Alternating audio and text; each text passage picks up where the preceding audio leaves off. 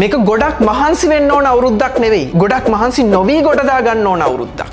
ඔබ නිකමට හිතන්න ඔබ මේසයක් මත ජායකක් තියලා ඒ ජායකට වතුර පුරවන්න පටන් ගන්නවා. හැබැයි මේ ජායකට වතුර පුරවද්දී ඒ ජායකයේ තියෙන ඔබත් කලින් දැකපු පොඩි ක්‍රැක් එකක් නිසා, පොඩි ඉරිතැලීමක් නිසා ඔබ දාන වතුර ලීක් වෙලා යනවා. හැබැයි ඔබ අඛණ්ඩව මේ ජායකට වතුර පුරවනවා. ඒක නතර කරන්නේ නැහැ. හැබැයි ඔබ කොච්චර මේක පුරවන්න උත්සාහ කරත් මේකේ තියෙන ඉරිතැලීම නිසා, මේකේ තියෙන බිඳීම නිසා ඒ ජායකෙන් වතුර එළියට යනවා. ටික වෙලාවකට පස්සේ ඔබ බොරි වෙනවා මං කොච්චර පිරෙව්වත්, කොච්චර වතුර දැම්මත් මේ ජායක පිරෙන්නේ නැහැ නේ කියලා. හැබැයි ඇත්තම කතාව ඒක පිරෙන්නේ නැති හේතුව මොකක්ද කියන එකත් ඔබ දැනටමත් දන්නවා. ඔබට කරන්න තියෙන්නේ තවදුරටත් වතුර පුරවන එක නෙවෙයි. ඒකට උත්සාහ කරන එක නෙවෙයි. මේකේ තියෙන ඉරිතැලීමට යම්කිසි විසඳුමක් දෙන එක. එක්කෝ ඒක ප්‍රතිසංස්කරණය කරන එක. එහෙම නැත්නම් එතනට වෙන අලුත් ජායකක් ගේන එක. එහෙම ගෙනල්ලා ඔබ වතුර පුරවන්න පටන් ගත්තොත් ඔබට ටික වෙලාවකට පස්සේ මේ ජායක සම්පූර්ණයෙන් පුරවා ගැනීමේ හැකියාව තියෙනවා. හැබැයි ඔබ එහෙම නොකර තවදුරටත් අඛණ්ඩව කනගාටු වෙමින් පසුතැවෙනවා මේක පිරෙන්නේ නැහැනේ කියලා. මෙන්න මේ සිනාරියෝ එක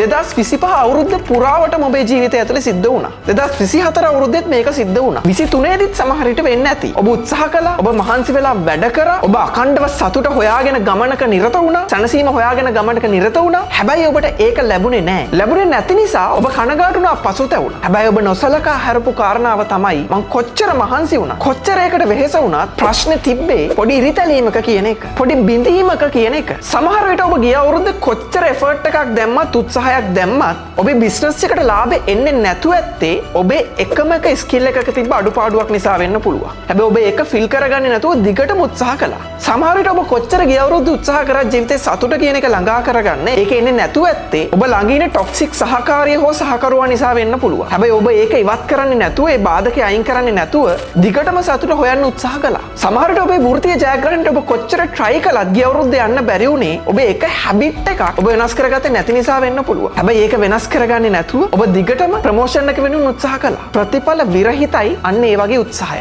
සමහර වෙලාවට අපි හිතනවා අලුත් ප්ලෑන්ස් ඕනේ අපේ ජීවිතේ ගොඩ දාගන්න. අලුත් සැලසුම් ඕනේ. අලුත් දේවල් ගොඩනගා ගන්න ඕනේ. පුළුවන් තරම් try කරන්න ඕනේ. මහන්සි වෙන්න ඕනේ. මහන්සි වෙන තරමට තමයි ප්‍රතිඵල ලැබෙන්නේ කියලා අපි සෑහෙන්න විශ්වාස කරනවා. නොසෑහෙන්න විශ්වාස කරනවා. හැබැයි ඇත්තම කතාව සමහර වෙලාවට ඒක නෙවෙයි. අපිට මහන්සි නොවී වුණත් ලොකුවට, තල්ලුව නොදා වුණත් ලොකුවට අපි ටිකක් ඇස්සරලා බැලුවොත් ඇත්තටම මේ තල්ලුව වැඩ කරන්නේ නැත්තේ ඇයි කියලා. මේ මහන්සිය ප්‍රතිඵලේ නැත්තේ ඇයි කියලා අපිට පේන්න පටන් ගන්නවා. අපි දරන උත්සාහයේ ප්‍රතිඵල නැත්තේ සමහර විට අපි හදා ගන්න ඕන එකම එක හැබිට් එකක් නිසා. අපි නැති කර ගන්න ඕන එකම එක වැරදි පුරුද්දක් නිසා. අපි ඉවත් කරන්න ඕන ජීවිතෙන් එකම එක පුද්ගලයෙක් නිසා. සමහර විට එකම එක පරිසර පද්ධතියක් නිසා. අපි අන්න ඒ ස්විච් එක ඕෆ් කරන්න තරම් ධෛර්ය සම්පන්න වෙනවනම් යම්කිසි අවස්ථාවක අපිට ලොකු උත්සාහයක් නොදා වුණත්, ලොකුවට මහන්සි නොවී වුණත් සමහර ප්‍රතිඵල ඊටාම ලේසියෙන්, වේගයෙන් අපි කරා ළඟා කරගන්න පුළුවන්. ඒ නිසා තමයි මම ඔබට ආරම්භයේදීම කිව්වේ මේක ඕනවට වඩා මහන්සි වෙන්න ඕන අවුරුද්දක් නෙවෙයි. මේක මහන්සි නොවි ප්‍රතිඵල වලට යන්න පුළුවන් අවුරුද්දක්. මේ කෙටි වැඩසටහනෙන් පස්සේ කොලයක් කරන් ලියන්න අවුරුද්ද පටන් ගන්න වෙලාවේ ඔබේ ජීවිතේ